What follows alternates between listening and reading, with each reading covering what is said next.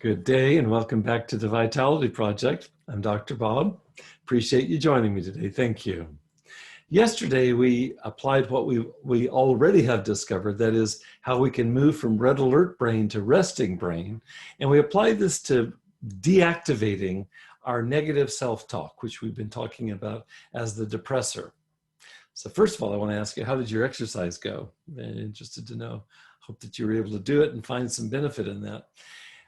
We're applying mind-body bridging is the technical term for what we're doing here.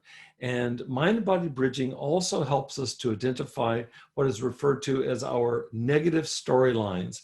These are those depressor narratives that we return to again and again, a little bit like a moth to a flame. They bring us down, they drive up stress, and they definitely trigger cravings and addictive relapse. So for today, we want to work with these negative storylines, and we're going to practice today on identifying them. They can be subtle sometimes, even as they have huge negative impact. So let's start by asking you to select a couple of instances this past week where you got caught in a negative self-talk loop, a negative self-talk narrative amidst some kind of situation that was challenging to you.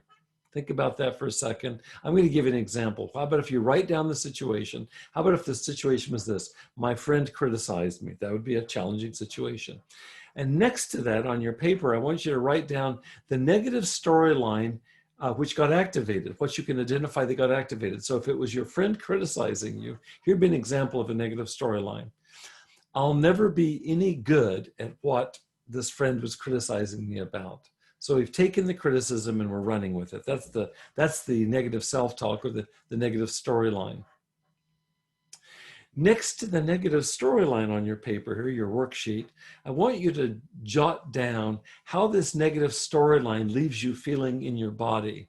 For example, you might write down, I feel slightly sick to my stomach. That'd be an example of the impact that the negative storyline has on our physical functioning. I also want to ask you to draw on an old skill that we've looked at previously, and we've practiced it here. Do you remember our talking about identifying any requirements that might arise? These are things that are absolute requirements. In order for me to be happy, this has to happen. So I want to ask you to see if you can identify any requirements that might be embedded in this negative storyline. So if the situation was my friend criticized me, and the negative storyline is something like, I'll never be any good at what my friend was criticizing me about, and it actually makes me sick to my stomach to think about it, one possible requirement might be this one. I can't deal with criticism from friends. That's a requirement.